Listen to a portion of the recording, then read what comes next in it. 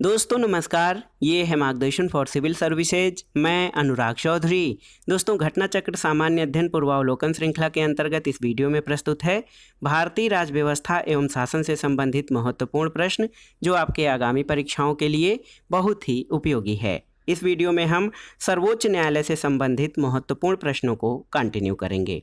तो आइए शुरू करते हैं आज का वीडियो। पहला प्रश्न है कि निम्नलिखित में से किस वाद में उच्चतम न्यायालय ने संविधान के मूल ढांचे का सिद्धांत प्रतिपादित किया था। आपको बताना है कि किस वाद में उच्चतम न्यायालय ने संविधान के मूल ढांचे का सिद्धांत प्रतिपादित किया था। ऑप्शन देखिए, गोलकनाथवाद, ए.के. गोपालन केस, केशवानंद भारतीवाद या मेनका गांधी केस। तो सही उत्तर आप जानते भी होंगे, केशवानंद भारतीवाद में दोस्तों सर्वोच्च न्यायालय ने संविधान के मूल ढांचे का सिद्धांत प्रतिपादित किया था। इसकी व्याख्या आप देखना चाहें तो केशवानंद भारती बनाम केरल राज्यवाद 1973 का है।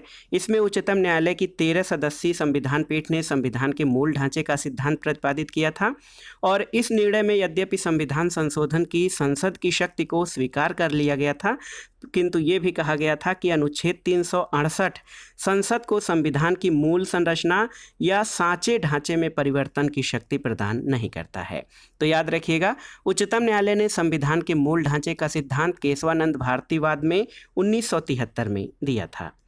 अगला प्रश्न है, निम्नलिखित में से किस वाद में भारतीय संविधान के मूलभूत ढांचे की अवधारणा प्रतिपादित की गई थी। तो उत्तर है केशवानंद भारतीवाद। यहाँ पर देखिए ऑप्शन में कोई भी इसमें सही नहीं है, तो ऑप्शन डी सही हो जाएगा, उपर्युक्त में से कोई नहीं। अगले प्रश्न पर आते हैं दोस्तों, भारतीय संविधान के निम्नलिखित अनुच्छेदों में से कौन सर्वोच्च न्यायालय द्वारा संविधान का अनुल्लंघनीय मौलिक ढांचा घोषित किया गया है। देखिए यहाँ पर है अनुच्छेद 32, अनुच्छेद 226, अनुच्छेद 227 और अनुच्छेद 245। तो इसमें से कौन से सर्वोच्च न्यायालय के द्वारा संविधान का अनुल्लंघनीय मौलिक ढांचा या मूल ढांचा घोषित किया गया है। तो आप देखिए अनुच्छेद 32 जो कि संवैधानिक उपचारों का अधिकार है, इसके अलावा अनुच्छेद 226 और अनुच्छेद 227 1, 2 और 3 1, 2 और 3 को दोस्तों अनुल्लंघनीय मौलिक ढांचा सर्वोच्च न्यायालय द्वारा इसमें घोषित किया गया है। आप देख लीजिए अनुच्छेद 22 और 226 आप जानते हैं क्रमशः सर्वोच्च न्यायालय यानी अनुच्छेद 32 सर्वोच्च न्यायालय और अनुच्छेद 226 उच्च न्यायालय की रिट अधिकारिता को प्रदर्शित करता है।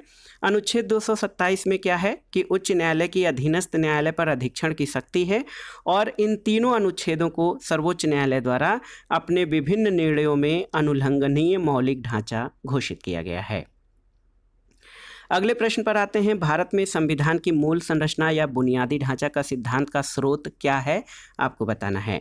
ऑप्शन है संविधान, न्यायिक व्याख्या, न्यायविदों के मत या संसदीय कानून। तो सही उत्तर बताइए क्या हो जाएगा। सही उत्तर है न्यायिक व्याख्या। संविधान की मूल संरचना का सिद्धांत जो है संविधान में वर्णित नहीं है।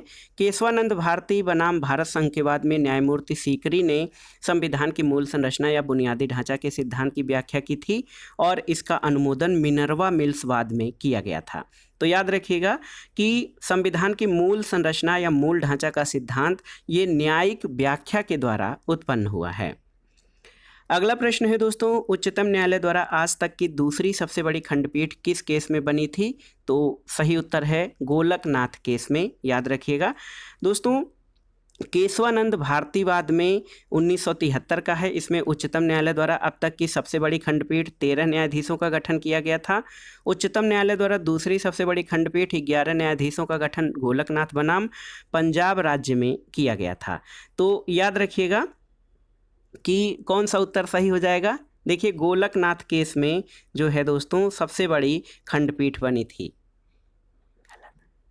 अगला प्रश्न है, निम्नलिखित में से किस वाद में उच्चतम न्यायालय ने ये धारणा व्यक्त की कि मूल अधिकार व्यक्ति को जैसा उसे सबसे अच्छा लगे उस तरह अपनी जिंदगी की रूपरेखा तैयार करने के लिए सक्षम बनाते हैं। ऑप्शन देखिए, इंदिरा गांधी बनाम राजनारायण, गोलकनाथ बनाम स्टेट ऑफ पंजाब, बैंकों का राष्ट्रीयकरण मामला या अजहर बनाम म्यूनिसिपल कॉरपोरेशन। तो सही उत्तर क्या हो जाएगा। सही उत्तर हो जाएगा गोलकनाथ बनाम स्टेट ऑफ पंजाब। देखिए दोस्तों, गोलकनाथ बनाम स्टेट ऑफ पंजाब के बाद 1967 का है। इसमें उच्चतम न्यायालय ने उपर्युक्त धारणा व्यक्त की कि इस वाद में सर्वोच्च न्यायालय के निर्णय में कहा गया कि fundamental rights are the primordial rights necessary for the development of human personality. They are the rights which enable a man to chalk out his own life in the manner he likes best. अगला प्रश्न है दोस्तों, वाद और उस वाद में, वाद एवं उस वाद में उच्चतम न्यायालय की व्याख्या के त्रुटिपूर्ण युग्म को पहचानना है आपको। देखिए, बहुत ही महत्वपूर्ण है इसमें इंदिरा साहनीवाद। इंदिरा साहनीवाद जो है ये अन्य पिछड़ा वर्ग के लिए चिकनी परत या क्रीमी लेयर। विशाखावाद में कार्यस्थल पर यौन उत्पीड़न से कामकाजी महिलाओं का संरक्षण। मेनका गांधीवाद में अनुच्छेद 14, 19 और 21 परस्पर अपवर्जी नहीं है। और बेला बनर्जीवाद विदेश यात्रा का अधिकार दैहिक स्वतंत्रता का भाग है। तो विकल्प डी जो है ये आपका सही सुमेलित नहीं है। दोस्तों, आप जान लीजिए कि बेला बनर्जीवाद पश्चिम बंगाल भूमि विकास और नियोजन अधिनियम 1948 से संबंधित है। विदेश यात्रा का अधिकार दैहिक स्वतंत्रता के भाग के रूप में उच्चतम न्यायालय द्वारा मेनका गांधीवाद में माना गया था। अगला प्रश्न है, निम्नलिखित कथनों पर विचार करके बताइए कि कौन एक सही है। इसमें देखिए, सर्वोच्च न्यायालय केवल मूल क्षेत्राधिकार रखता है, गलत है। यह केवल मूल और अपीली क्षेत्राधिकार रखता है, ये भी गलत है। ये केवल परामर्श संबंधी अपीली क्षेत्राधिकार रखता है, गलत है। और सर्वोच्च न्यायालय मूल, अपीली और परामर्श संबंधी क्षेत्राधिकार रखता है, ये आपका सही कथन है। ऑप्शन डी सही उत्तर है। अगला प्रश्न है दोस्तों, भारतीय संविधान का कौन सा अनुच्छेद संवैधानिक विवाद में सर्वोच्च न्यायालय के अपीलीय क्षेत्राधिकार से संबंधित है। तो सही उत्तर है अनुच्छेद 134 ए को मिलाकर अनुच्छेद 132 को पढ़ना। आप याद रखिएगा दोस्तों, अनुच्छेद 132 के अनुसार किसी उच्च न्यायालय की सिविल, दांडिक या अन्य कार्रवाई में दिए गए किसी निर्णय, डिक्री या अंतिम आदेश की अपील उच्चतम न्यायालय में होगी। यदि वह उच्च न्यायालय अनुच्छेद 134 ए के तहत ये प्रमाणित कर देता है कि उस मामले में संविधान के निर्वचन के बारे में विधि का कोई सारवान प्रश्न अंतर्वलित है। जबकि अनुच्छेद 133 केवल सिविल विषयों के अपील से संबंधित है। अनुच्छेद 134 ए उच्चतम न्यायालय में अपील के लिए उच्च न्यायालय के प्रमाण पत्र का उल्लेख करता है। तो इस तरह से संवैधानिक विवाद में अनुच्छेद 134 ए को अनुच्छेद 132 के साथ मिलाकर पढ़ने से सर्वोच्च न्यायालय के अपीली क्षेत्राधिकार का सृजन होता है। अगला प्रश्न बहुत ही महत्वपूर्ण है दोस्तों, आइए देख लेते हैं। संविधान की व्याख्या से संबंधित सभी विवाद सर्वोच्च न्यायालय के पास लाए जाते हैं जो इसके प्रारंभिक क्षेत्राधिकार के अंतर्गत, अपीली क्षेत्राधिकार के अंतर्गत, परामर्शदात्री क्षेत्राधिकार के अंतर्गत या उपरोक्त में से कोई नहीं। तो दोस्तों, संविधान की व्याख्या से संबंधित जो विवाद सर्वोच्च न्यायालय से पास लाए जाते हैं वो अपीलीय क्षेत्राधिकार के अंतर्गत लाए जाते हैं। और क्यों? क्योंकि आप जान लीजिए कि जो सुप्रीम कोर्ट होता है वो भारत के राज्य क्षेत्र में सभी न्यायालयों से अपील का सर्वोच्च न्यायालय होता है। और उच्चतम न्यायालय की अधिकारिता में, अपीली अधिकारिता में संविधान के निर्वचन के मामले, सिविल मामले, आपराधिक मामले और विशेष इजाज़त से अपील ये सभी शामिल होती हैं। अगला प्रश्न है, भारत में सुधारात्मक याचिका उच्चतम न्यायालय में किस अनुच्छेद के अंतर्गत दाखिल की जा सकती है? तो उत्तर है अनुच्छेद 142 के अंतर्गत। देखिए, ऑप्शन सी आपका सही उत्तर हो जाएगा, याद रखिएगा। रूपा अशोक हुर्रा बनाम अशोक हुर्रा और अन्य 2002 के बाद में उच्चतम न्यायालय द्वारा दिए गए निर्णय के अनुसार संविधान के अनुच्छेद 137 और अनुच्छेद 142 के तहत किसी वाद या विषय में पूर्ण न्याय के संदर्भ में उच्चतम न्यायालय में सुधारात्मक याचिका या क्यूरेटिव पिटीशन दाखिल की जा सकती है। और ये याचिका सर्वोच्च न्यायालय के किसी अंतिम निर्णय के पश्चात उसकी समीक्षा याचिका के खारिज किए जाने के बाद दाखिल की जा सकती है। संविधान के अनुच्छेद 137 के तहत उच्चतम न्यायालय को संसद द्वारा बनाई गई किसी विधि या अनुच्छेद 145 के अधीन बनाए गए नियमों के तहत रहते हुए अपने द्वारा सुनाए गए निर्णय या दिए गए आदेश का रिव्यू या पुनर्विलोकन करने तथा उसे परिवर्तित करने की शक्ति प्राप्त है। अगला प्रश्न है, संविधान का कौन सा अनुच्छेद उच्चतम न्यायालय को उसके द्वारा दिए गए निर्णय अथवा आदेश के पुनर्विलोकन के लिए अधिकृत करता है? तो सही उत्तर है अनुच्छेद 137, आर्टिकल 137। दोस्तों याद रखिएगा, ये जो है उच्चतम न्यायालय को आदेश के पुनर्विलेखन या न्यायिक समीक्षा के लिए अधिकृत करता है। अगला प्रश्न है दोस्तों, उच्चतम न्यायालय द्वारा सुनाए गए निर्णय या दिए गए आदेश के पुनर्विलोकन के बारे में कौन सा कथन सही है? तो सही कथन है, उच्चतम न्यायालय को अपने द्वारा सुनाए गए निर्णय या दिए गए आदेश का पुनर्विलोकन करने की शक्ति प्राप्त है। इसको जुडिशियल रिव्यू या न्यायिक समीक्षा कहा जाता है। अगला प्रश्न है दोस्तों, भारत के सर्वोच्च न्यायालय के निर्णय के संबंध में क्या सही है, यानी कौन सा कथन सही है? तो आप देखिए, सर्वोच्च न्यायालय को अपने निर्णय को परिवर्तित करने का अधिकार है, और जब सर्वोच्च न्यायालय को लगता है कि उसके किसी निर्णय में कोई त्रुटि है या कोई संशोधन करने की आवश्यकता है, तो अपने निर्णयों को बदल सकता है और उसको परिवर्तित कर सकता है। तो ऑप्शन ए आपका सही उत्तर है। अगला प्रश्न है, भारत के संविधान के संदर्भ में सामान्य विधियों में अंतर्विष्ट प्रतिषेध अथवा निर्बंधन अथवा उपबंध अनुच्छेद 142 के अधीन संवैधानिक शक्तियों पर प्रतिषेध अथवा निर्बंधन की तरह कार्य नहीं कर सकते। निम्नलिखित में से कौन सा इसका अर्थ हो सकता है? तो इसका सही अर्थ है कि भारत का उच्चतम न्यायालय अपनी शक्तियों के प्रयोग में संसद द्वारा निर्मित विधियों से बाध्य नहीं होगा। व्याख्या से इसको समझने का प्रयास करते हैं। दोस्तों, संविधान के अनुच्छेद 142 में प्रावधान है कि उच्चतम न्यायालय अपनी अधिकारिता का प्रयोग करते हुए ऐसी डिग्री पारित करेगा या ऐसा आदेश कर सकेगा जो उसके समक्ष लंबित किसी वाद या विषय में पूर्ण न्याय करने के लिए आवश्यक हो, और इस प्रकार पारित डिक्री या किया गया आदेश भारत के राज्य क्षेत्र में सर्वत्र ऐसी रीति से जो संसद द्वारा बनाई गई किसी विधि द्वारा या उसके अधीन विहित की जाए, और जब तक वह इस निमित्त इस प्रकार का उपबंध नहीं किया जाता तब तक ऐसी रीति से जो राष्ट्रपति आदेश द्वारा विहित करे प्रवर्तनीय होगा। तो आप ध्यान दीजिएगा कि इसी अनुच्छेद को ध्यान में रखते हुए उच्चतम न्यायालय ने भोपाल गैस त्रासदी से संबंधित यूनियन कार्बाइड मामले में पीड़ितों के लिए मुआवजा निर्धारित किया था, और ये स्पष्ट किया कि सामान्य विधियों में अंतर्विष्ट प्रतिषेध अथवा निर्बंधन या उपबंध अनुच्छेद 142 के अधीन सांविधिक शक्तियों पर प्रतिषेध या निर्बंधन की तरह कार्य नहीं कर सकते। तो इसका अर्थ ये है कि भारत का उच्चतम न्यायालय अपनी शक्तियों के प्रयोग में संसद या राज्य विधायिकाओं द्वारा निर्मित विधियों से बाध्य नहीं होता है। अगले प्रश्न पर आते हैं, भारत में न्यायिक पुनरीक्षण या जुडिशियल रिव्यू का अर्थ क्या है? तो आप देखिए, विधियों और कार्यपालिक आदेशों की संवैधानिकता के विषय में प्रख्यापन करने का न्यायपालिका का अधिकार। तो सही उत्तर ऑप्शन ए ही हो जाएगा कि भारत में सर्वोच्च न्यायालय को न्यायिक पुनरीक्षण करने की जो शक्ति प्राप्त है, आप जान लीजिए, इसके तहत केंद्र और राज्य दोनों स्तरों पर विधियों और कार्यपालिक आदेशों की संवैधानिकता की जांच की जा सकती है। सर्वोच्च न्यायालय द्वारा अधिकारातीत पाए जाने पर इन्हें असंवैधानिक और अवैध तथा उस स्तर तक शून्य घोषित किया जा सकता है जिस स्तर तक वह संविधान का उल्लंघन करता हो। और आप जान लीजिए दोस्तों, संविधान के विभिन्न अनुच्छेद जैसे अनुच्छेद 13, अनुच्छेद 32, अनुच्छेद 131 से 136, 143, 226, 227, 245, 246, 372 आदि के उपबंध प्रत्यक्ष या अप्रत्यक्ष रूप से न्यायिक पुनरीक्षण की शक्ति प्रदान करते हैं। अगला प्रश्न है दोस्तों, न्यायिक पुनर्विलोकन का अर्थ ये है कि सर्वोच्च न्यायालय। तो सही उत्तर हो जाएगा, न्यायिक पुनर्विलोकन या न्यायिक पुनरावलोकन का अर्थ ये होता है कि राज्य के किसी भी कानून को जो सर्वोच्च न्यायालय है वो अवैध घोषित कर सकता है। तो ऑप्शन डी आपका सही उत्तर हो जाएगा। अगले प्रश्न पर आते हैं दोस्तों, न्यायिक पुनर्विलोकन में न्यायालय को निम्नलिखित अधिकार हैं। कौन से अधिकार है न्यायिक पुनर्विलोकन के अंतर्गत? तो यदि कोई कानून या आदेश संविधान के विपरीत हो तो उसे असंवैधानिक घोषित करने का अधिकार न्यायालय को है। तो सही उत्तर ऑप्शन ए हो जाएगा। अगला प्रश्न है दोस्तों, निम्नलिखित कथनों पर विचार कीजिए। पहला कथन है कि भारत का संविधान अपने मूल ढांचे को संघवाद, पंथनिरपेक्षता, मूल अधिकारों तथा लोकतंत्र के रूप में परिभाषित करता है। दूसरा कथन है कि भारत का संविधान नागरिकों की स्वतंत्रता तथा उन आदर्शों जिन पर संविधान आधारित है की सुरक्षा के लिए न्यायिक पुनर्विलोकन की व्यवस्था करता है। तो केवल और केवल दूसरा कथन आपका सही है, ऑप्शन बी आपका सही उत्तर हो जाएगा।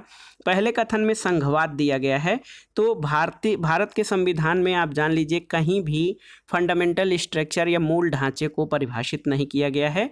मूल ढांचे शब्द का प्रयोग केशवानंद भारतीवाद केरल राज्य में 1973 में निर्णय सुनाते हुए सर्वोच्च न्यायालय की पीठ द्वारा दिया गया, यानी जो मूल ढांचे का सिद्धांत है वो संविधान में नहीं बल्कि न्यायिक व्याख्या या न्यायिक निर्वचन द्वारा उद्भूत हुआ है।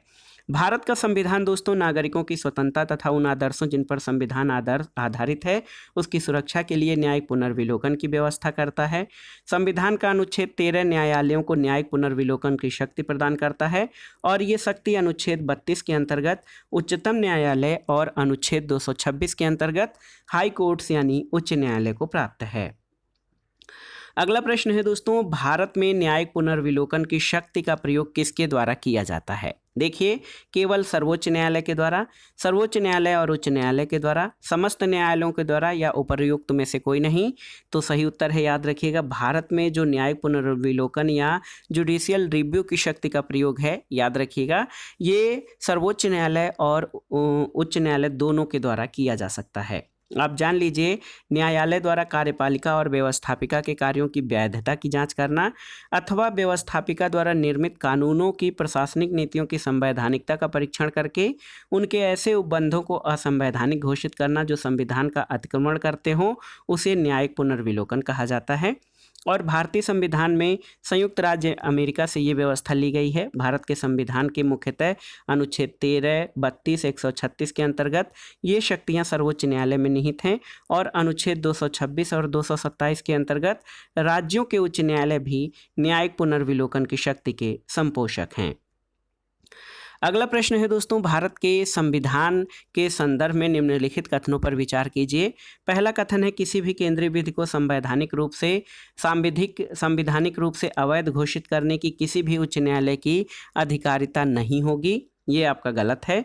दूसरा है कि भारत के संविधान के किसी भी संशोधन पर भारत के उच्चतम न्यायालय द्वारा प्रश्न नहीं उठाया जा सकता है, तो उठाया जा सकता है। तो यहाँ पर आप देख सकते हैं, न तो 1 और न ही 2, ऑप्शन डी आपका सही उत्तर हो जाएगा। दोस्तों, भारतीय संविधान के अनुच्छेद 13(2) के अनुसार आप जान लीजिए कि राज्य यानी केंद्र और राज्य सरकार ऐसी कोई विधि नहीं बनाएगा जो भाग 3 के द्वारा मौलिक अधिकारों को छीनती है, कम करती है या मौलिक अधिकारों के उल्लंघन में बनाई गई प्रत्येक विधि उल्लंघन की मात्रा तक शून्य होगी। इस तरह अनुच्छेद 32 के तहत उच्चतम न्यायालय और अनुच्छेद 226 के तहत उच्च न्यायालयों को न्यायिक पुनर्विलोकन की शक्ति प्राप्त है और इसके द्वारा किसी भी उच्च न्यायालय को किसी भी केंद्रीय विधि को संवैधानिक रूप से अवैध घोषित करने की अधिकारिता प्राप्त है यदि वह संवैधानिक प्रावधानों के विपरीत है। तो याद रखिएगा दोस्तों, आप जान लीजिए, केशवानंद भारतीवाद 1973 में उच्चतम न्यायालय द्वारा प्रस्तुत किया गया संविधान के मौलिक ढांचे की अवधारणा के तहत भारत के संविधान की किसी भी संशोधन पर भारत के उच्चतम न्यायालय द्वारा प्रश्न उठाया जा सकता है यदि वह संशोधन संविधान के मौलिक ढांचे का उल्लंघन करता प्रतीत हो। तो दोनों ही कथन सही नहीं हैं, याद रखिएगा। अगले प्रश्न पर आते हैं दोस्तों, न्यायिक पुनरावलोकन प्रचलित है कहाँ पर? केवल भारत में, केवल यूके में, यूएसए में और भारत और यूएसए दोनों में? तो सही उत्तर है भारत और यूएसए दोनों में, ऑप्शन डी आपका सही उत्तर हो जाएगा।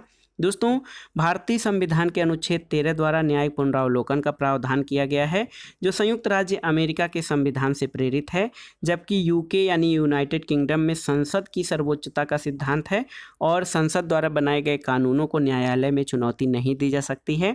तो न्यायिक पुनरावलोकन ब्रिटेन में नहीं बल्कि भारत और यूएसए में अपनाया गया है। अगला प्रश्न है, नीचे 2 कथन दिए गए हैं, आप देख सकते हैं कथन और कारण। कथन है कि भारत में न्यायिक पुनरीक्षण का क्षेत्र सीमित है, सही है। कारण है कि भारतीय संविधान में कुछ उधार की वस्तुएं हैं।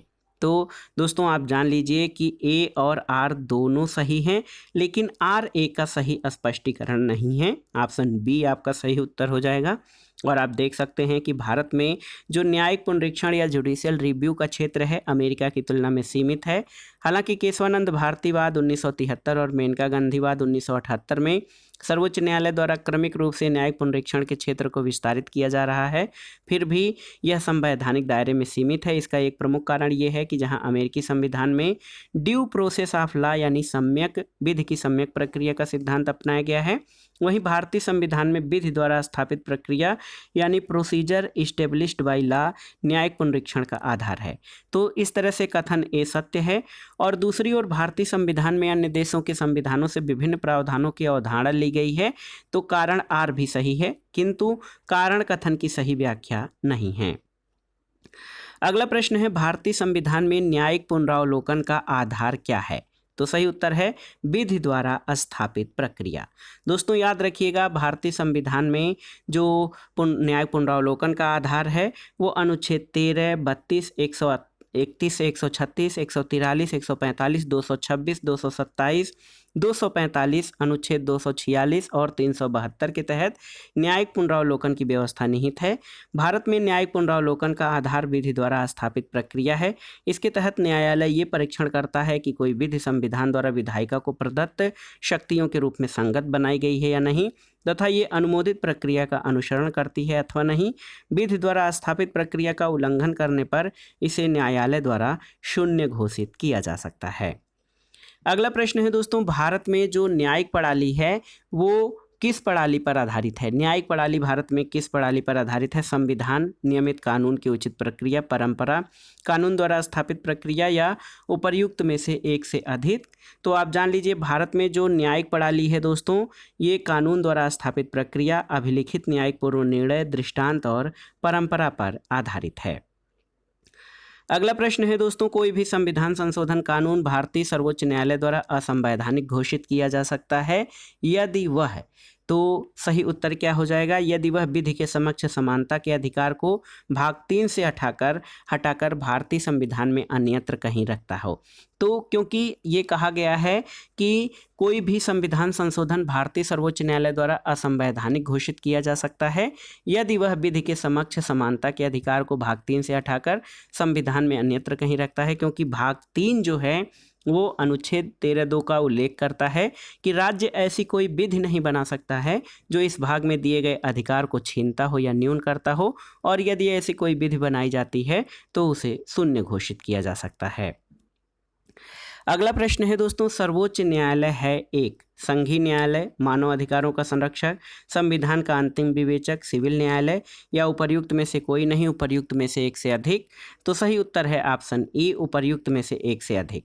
दोस्तों भारत के सर्वोच्च न्यायालय को संघीय न्यायालय के रूप में भारतीय संघ की विभिन्न इकाइयों, केंद्र और राज्यों के बीच होने वाले विवादों का निर्णय करने की अंतिम अधिकारिता प्राप्त है। मूल अधिकारों के अंतर्गत मूल अधिकारों का संरक्षक होने के साथ भारत का सर्वोच्च न्यायालय अपील का उच्चतम न्यायालय और संविधान का अंतिम विवेचक भी है। उसे संविधान का संरक्षक माना जाता है। साथ ही संविधान के अनुच्छेद 133 के तहत सिविल मामले भी सर्वोच्च न्यायालय की अपीली अधिकारिता के अंतर्गत आते हैं।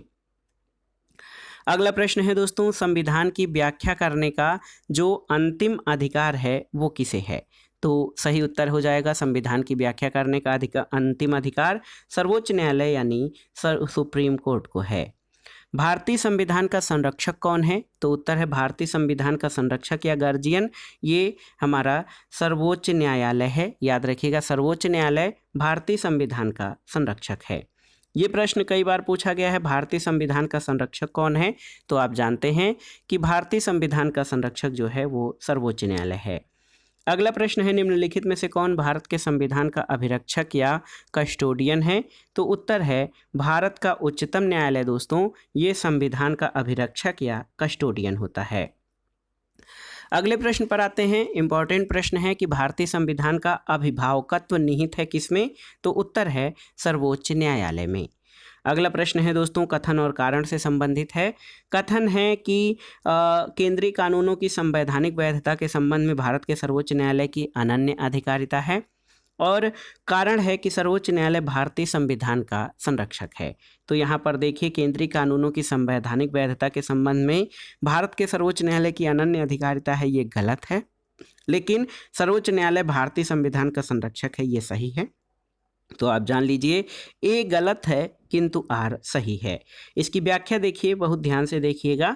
भारत का सर्वोच्च न्यायालय भारतीय संविधान का प्रहरी और संरक्षक है, फिर भी केंद्रीय कानूनों की संवैधानिक वैधता के संबंध में सर्वोच्च न्यायालय के साथ साथ उच्च न्यायालयों को भी अधिकारिता है।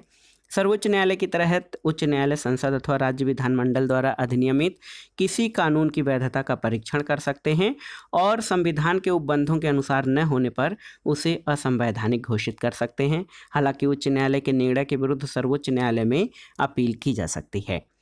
42वां संविधान संशोधन 1976 था। इसके द्वारा संविधान में अनुच्छेद 131 के तहत केंद्रीय कानूनों की संवैधानिक वैधता से संबंधित प्रश्नों के बारे में सर्वोच्च न्यायालय की अनन्य अधिकारिता संबंधी उपबंध और अनुच्छेद 226 के तहत अनुच्छेद 226 के अधीन उच्च न्यायालय की कार्रवाइयों में केंद्रीय विधियों की वैधता पर विचार न किए जाने संबंधी उपबंध किए गए थे।